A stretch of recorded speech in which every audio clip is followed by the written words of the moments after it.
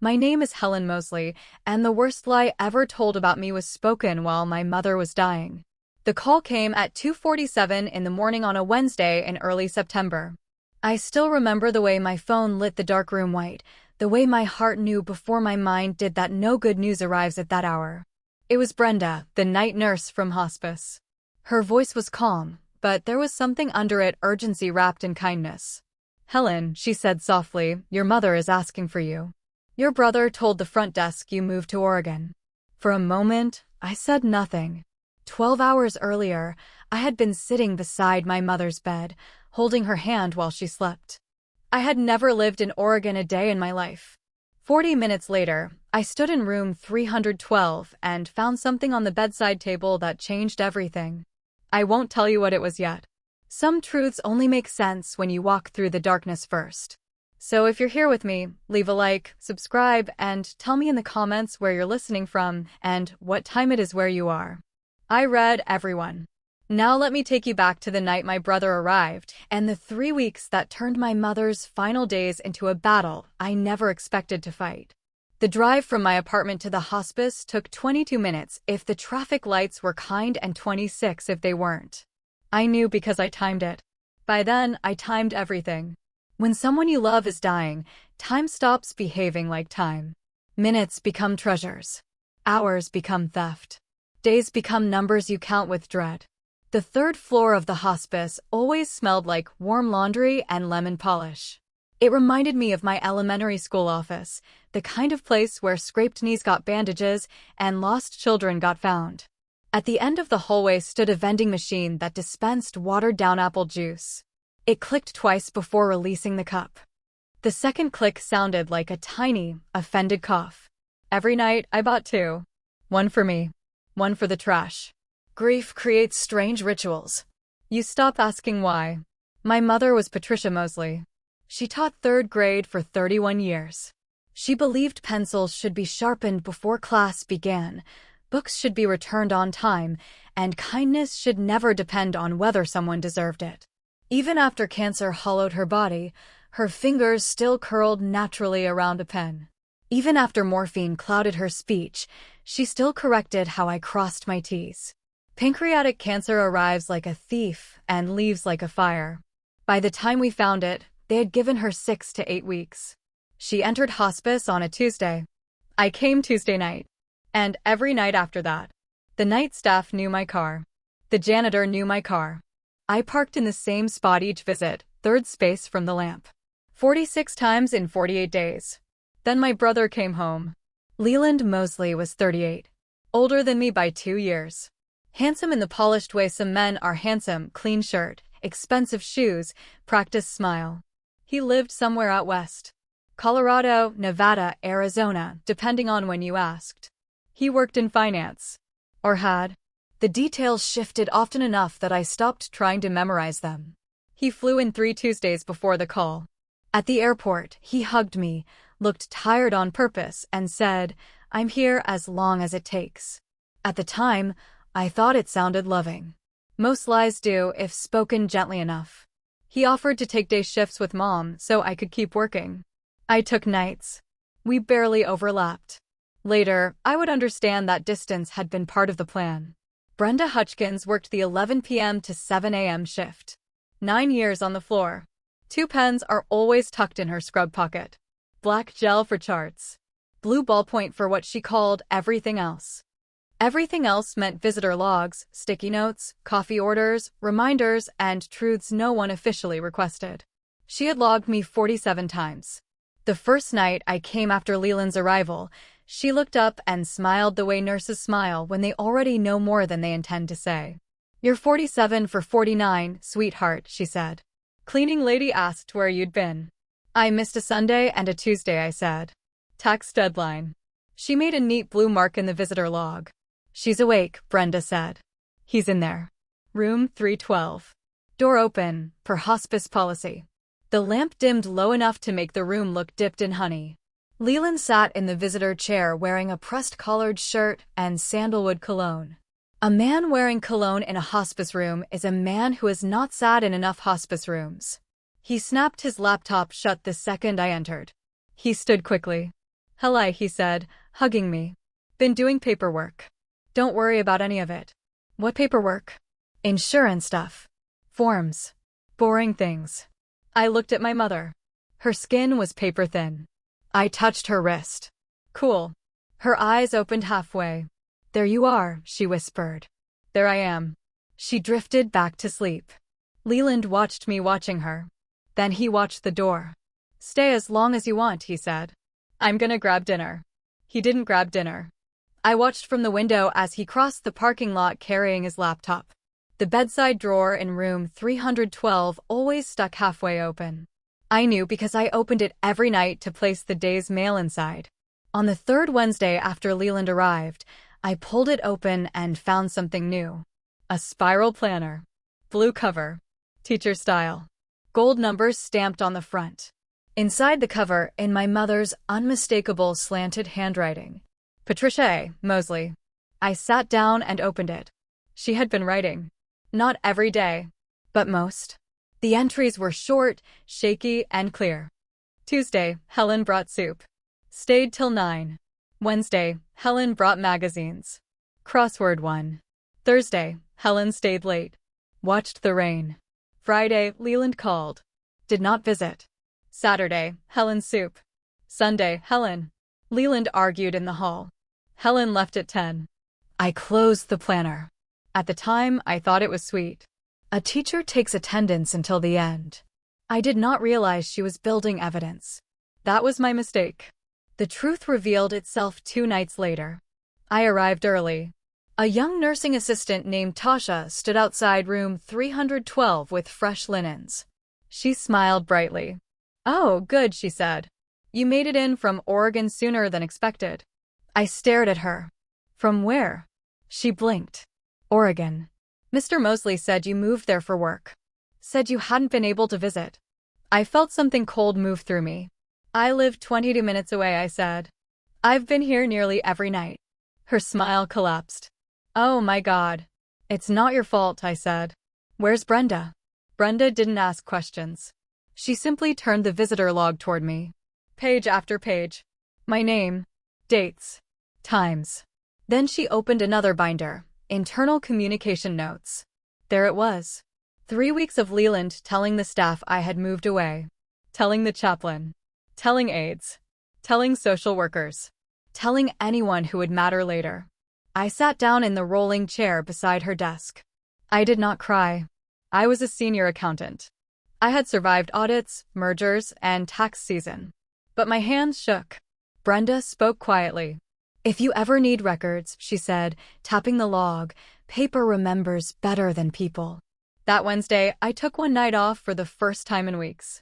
My cousin Carol had insisted. Sleep, she said. You look like math done wrong. Carol was 41 and worked as a probate paralegal 2 counties over. At 2:47 a.m., Brenda called. And by 3:12, I stood in room 312. My mother lay turned on her side, whispering my name in a slow loop. Helen. Helen. I'm here, Mom. Her eyes fluttered, then closed again. I sat down.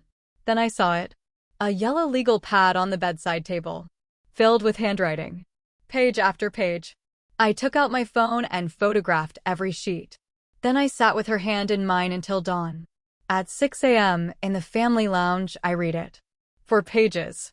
The first line said, I, Patricia and Mosley, of sound mind, leave the entirety of my estate to my son, Leland James Mosley. The house. Savings. Brokerage account. Safe deposit box. Everything. No mention of me. No daughter. No Helen. The signature at the bottom was hers. Shaky. Real. But the body of the document was not. Because Leland had a tell. His lowercase y dropped too far below the line. Every single Y on those 4 pages did exactly that. My mother's Y curled neatly back. Always had. I knew because I still had grocery lists she wrote me years earlier. He forged the will. Used her real signature. Thought that would be enough. He forgot handwriting has fingerprints. I called Carol at 7 o'clock sharp. She answered immediately. Holographic will, she said after hearing the story. What? Handwritten will. Legal in some states. But only if the body is in the testator's own handwriting. Signature alone isn't enough. So this is void on its face if he wrote it. I sat down. Carol continued. You need an attorney. Good one. No drama. Just sharp. She gave me a name. Jonas Wexler. Jonas Wexler was 64, wore elbow patches that looked earned, and trusted paperwork more than people. I liked him instantly. He read the planner. He read the forged will. He asked for handwriting samples. I handed him old birthday cards, recipe cards, teacher notes, and 3 years of Leland's signed tax documents from the family safe deposit box. He nodded once. We file immediately, he said. Can we win? This kind of case? He adjusted his glasses. If facts keep behaving. Then my mother rallied. If you've never seen it, a rally is cruel grace. A dying person returns for one clear afternoon as if to say goodbye properly. She woke at 3 p.m. Eyes clear. Voice thin but present. Helen. I'm here. He keeps bringing papers, she said. My throat tightened. What papers? Things to sign. Different days. I stopped reading them. I reached for her hand. I'm sorry, she whispered. I thought I could outlast him. You don't apologize, I said. He does. She gave the faintest smile. The planner, she said. Take it home tonight. I opened the drawer and placed it in her lap. She touched the cover. I made a list, she said. Teachers always make lists. I cried then. Quietly. Because some mothers save their children one last time with the only strength they have left. The hearing was set for 3 weeks later. But Leland wasn't done. He filed a petition claiming I was unstable, estranged, and upsetting our mother. He asked hospice to restrict my visits to supervised daytime hours. Dale, the administrator, handed me the complaint. Then he leaned forward and said softly, file your response in writing. On time. That was all. Sometimes help arrives wearing neutrality. Wexler filed a brutal reply. Included visitor logs. Included planner excerpts. Included statements from staff. The restriction request vanished 2 days later. Then Leland panicked. 2 days before the probate hearing, he filed a second will. Typed. Notarized. Dated 14 months earlier. Everything to him. Again. Wexler called me. Read me the notary commission number. I did. He typed. Then laughed once. The commission expired 8 months before the stated signing date. So your brother forged a second document to defend the first. Even I smiled at that. The courtroom was small enough for whispers to matter. Judge Hartley sat at the bench with the patience of a man who had seen greed dressed in family clothing many times before. Leland sat beside an expensive attorney from out of town. He did not look at me. Wexler carried one folder. That terrified me more than 10 boxes would have. Men like him only carry what they need.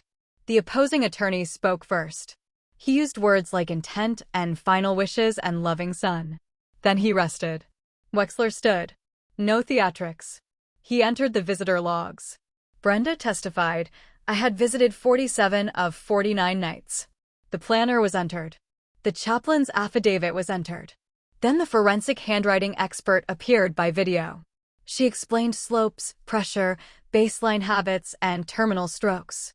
Then she said, the body of the handwritten will is not Patricia Mosley's writing. It is highly consistent with Leland Mosley's. Silence. Then she added, the signature on both wills appears produced from the same tremor pattern, meaning the typed will used the same copied signature. Leland's attorney requested recess. Judge granted 20 minutes. In the hallway, they argued in whispers sharp enough to hear. When court resumed, the attorney offered to withdraw both wills privately and let the estate pass normally. Wexler refused. We want findings on the record. The judge nodded. Then read. The handwritten will failed because the body was not in Patricia's hand. Void. The typed will failed because the notary commission was expired and witnesses unidentifiable. Void. Both struck. Estate to pass equally under state law. Then Judge Hartley removed his glasses and said something I have never forgotten. This court does not punish hearts. It only stops hands. Gavel down. Done. I drove straight to hospice. Brenda was waiting. She walked me to room 312. My mother slept, thin hands on the blanket. I sat beside her and placed the planner on her chest. Her fingers curled around it without opening her eyes. Memory lives in muscles long after speech leaves. I whispered, "It's finished." A single tear slipped from the corner of her closed eye. Maybe reflex. Maybe not. I choose not. She died 3 days later at 4:18 on a Saturday morning. Brenda was holding her hand. The planner was still resting on her chest. When I arrived, dawn was climbing the windows. I sat beside my mother for an hour. No machines. No struggle. Just the quiet that follows a storm. The funeral was small. Teachers from her school. 2 sisters. Carol. Brenda. Maggie the chaplain. Jonas Wexler without his folder. Leland stood in the back wearing another perfect collared shirt. He signed the guest book. I watched the tail of his white dip below the line. Some people never stop telling on themselves. He left before the burial. Never spoke to me. Never tried again. The estate closed 4 months later. Because both wills were void, everything passed equally by law. Leland received half. I received half. People ask if that angered me. No. I did not need his money taken. I needed my mother's truth returned. There is a difference. I used part of my share to create a yearly school supply scholarship at Henderson Elementary in Patricia Mosley's name. 1 third grader each year gets notebooks, pencils, shoes, lunch money, and whatever else quietly keeps children from falling behind. Every August, the principal sends me a letter. Always written in blue ink. Always on yellow paper. 3 months after the funeral, Leland mailed me a Christmas card. Red envelope. Return address from a town I'd never heard of. I never opened it. It still sits in the bottom kitchen drawer with rubber bands, stamps, and menus from restaurants I never order from. One day I'll throw it away. Not ceremonially. Probably on some random Tuesday while looking for batteries. That feels right. Some endings should be ordinary. 2 years later, I drove back to the hospice on a Wednesday in early September. I brought 30 pairs of warm wool socks. Brenda had called the week before. Night shift always runs short, she said. Feet get cold first. She met me at the desk. Still had 2 pens. Still black for charts. Still blue for everything else. She took the bag with both hands. You didn't have to, sweetheart. I know. She smiled. Sit a minute. So I did. The hallways still smelled like warm laundry and lemon polish. The juice machine still clicked twice. The second click still sounded offended. Some places keep their habits after we lose ours. When I left near midnight, it had rained earlier. The roads shone dark and wet. At the intersection near Highway 14, the traffic light blinked yellow into an empty road. The same light I'd raced through the night Brenda called me. I stopped there this time. No reason. Just stopped. Then I whispered into the quiet car. Thank you. For the nurse who told the truth. For the mother who kept records. For the judge who listened. For the papers that remembered when people lied. For love that stayed. Then the light blinked again. I drove home. And for the first time in a very long while, the road felt like it was taking me forward.